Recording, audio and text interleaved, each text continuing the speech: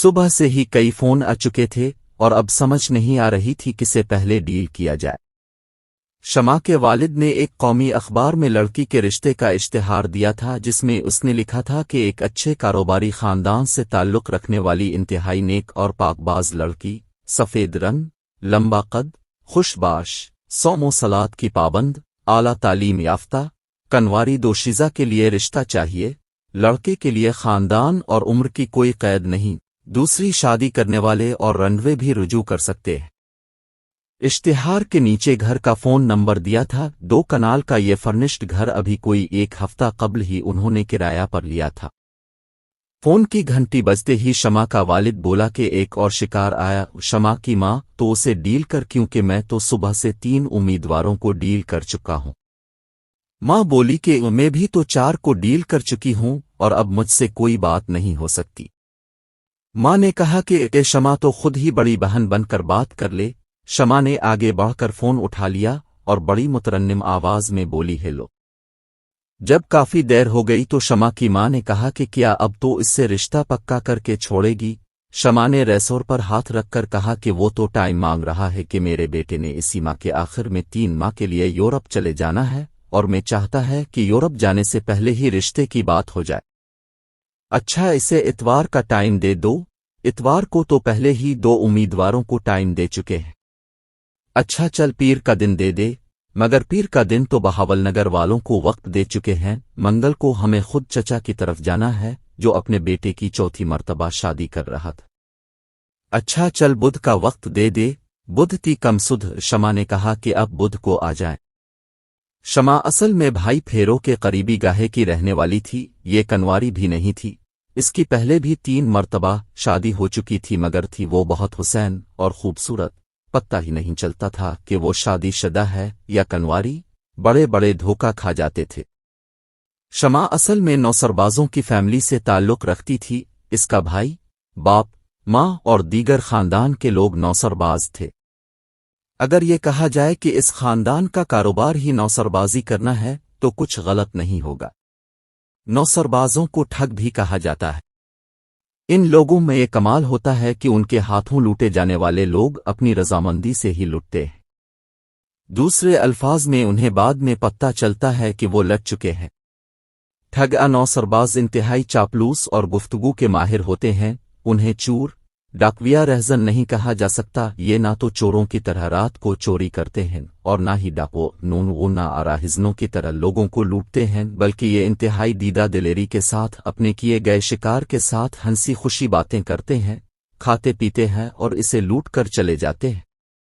آج کل ایسے نوسربازوں کی کئی قسمیں ہو چکی ہیں۔ کوئی پیتل کے زورات کو سونے کے زیورات بنانے کا جھانسا دے کر لوٹتے ہیں، کوئی رقم ڈبل کرنے کا چکر دے کر لوٹ لیتا ہے اور کوئی مسافروں کو راستہ بتلانے کے چکر میں لوٹ لیتا ہے، کوئی بے گھر لوگوں کو مکان یا پلاٹ دلوانے کے سلسلے میں لوٹ لیتا ہے۔ بہرحال شمع کے خاندان کے لوگ بھی پہل کچھ ایسی ہی وارداتیں ڈالتے تھے، مگر جب سے شمع جوان ہوئی تو اس کے والد نے اس کی جوانی اور خوبصورتی سے فائدہ اٹھانے کا فیصلہ کیا اور شمع کے رشتے کا جھانسا دے کر لوگوں کو لوٹنا شروع کر دیا۔ اب تک شمع کی 3 شادیاں اور 6 کے قریب منیاں ہو چکی تھی، مگر کوئی بھی پایا تکمیل کو نہیں پہنچی۔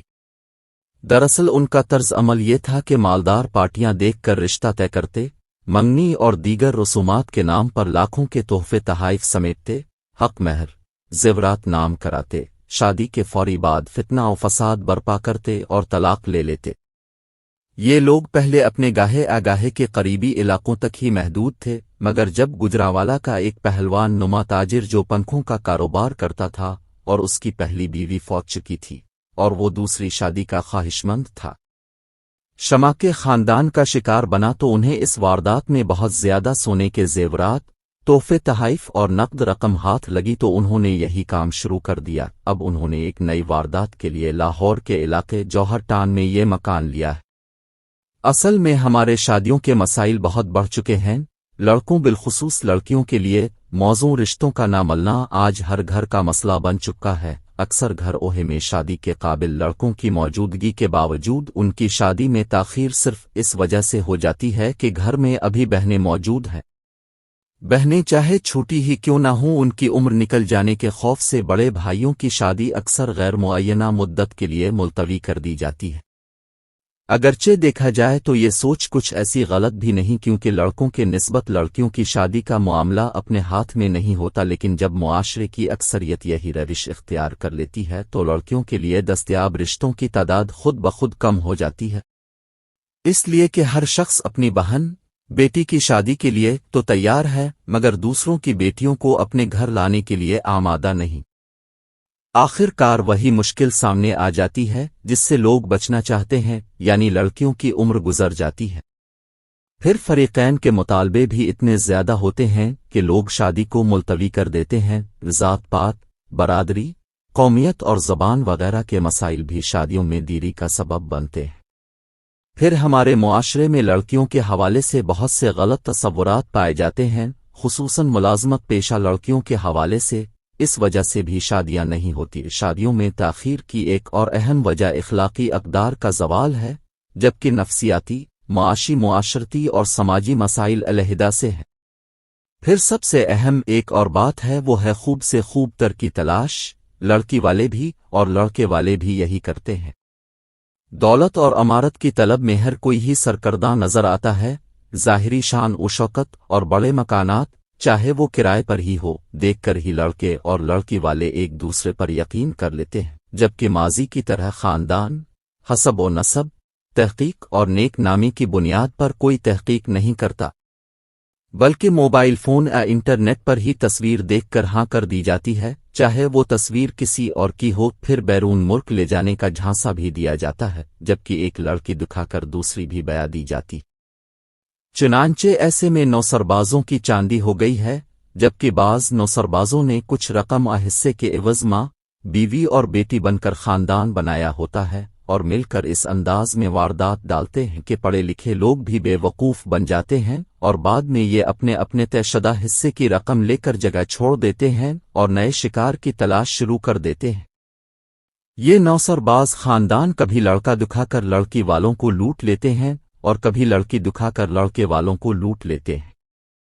ایسے واقعات میں اضافہ کا صرف اور صرف یہی ایک سبب ہے کہ ہم نے اللہ تعالیٰ پر توکل کرنا چھوڑ دیا ہے، حالانکہ بحیثیت مسلمان ہم سب کا اس بات پر یقین ہونا چاہیے کہ ہر کام کا ایک وقت معین ہوتا ہے، خصوصاً پیدائش، نکاح اور اموات جیسے معاملات پر اللہ پر توکل کرنا ہی ایک بہترین عمل ہے۔ ہاں، البتہ والدین کو چاہیے کہ وہ جلد از جلد رشتہ طے کرنے کی بجائے پوری طرح جانچ پھٹک ضرور کریں، اور دوسرے رشتہ تلاش کرتے وقت چاہے لڑکے کا ہو یا لڑکی کا شرافت ضرور دیکھی جائے کہ خاندان کون ہے اور یہ لوگ کیسے ہیں۔ رہا دولت و عمارت کا تعلق، تو یہ بات یاد رکھنی چاہیے کہ جیسے اولاد مرد کی قسمت کی ہوتی ہے، ویسے ہی رزق لڑکی کی قسمت کا ہوتا ہے۔ یہ بات ایک طے شدہ بات ہے جس کی صداقت میں کوئی انکار نہیں۔ صرف معاشی خوشحالی ہی خانہ آبادی کے لیے ضروری اور لازم نہیں، اگرچہ معیشت کو خانہ آباد چھوٹیے کا ایک لازم جز تو کہا جا سکتا ہے، مگر کلی طور پر دولت ہر مسئلے کا حل نہیں۔ بہت سے معاملات ایسے ہوتے ہیں کہ جن کا حل بادشاہوں کے پاس بھی نہیں ہوتا، مثلاً اولاد کا ہونا یا نہ ہونا، باہمی محبت و الفت، اولاد کی فرمانبرداری، یہ تمام معاملات پیسے سے حل نہیں ہوتے۔ قرآن کریم میں اللہ نے فرمایا، ہم جسے چاہیں اولاد دیں اور جسے چاہیں محروم رکھیں، اور جس کو چاہیں بیٹے دیں اور جسے چاہیں بیٹیاں دیں اور جسے چاہیں دونوں عطا کر دیں۔ یہ معاملہ تو خالصتنا عطیہ خداوندی ہوتا ہے۔ پھر جیسے کہا جاتا ہے کہ رشتے تو آسمانوں پر ہو جاتے ہیں، دنیا میں تو صرف تجدید عہد ہی کیا جاتا ہے، مگر اب ان سب باتوں پر ہمارا اعتقاد نہیں رہا۔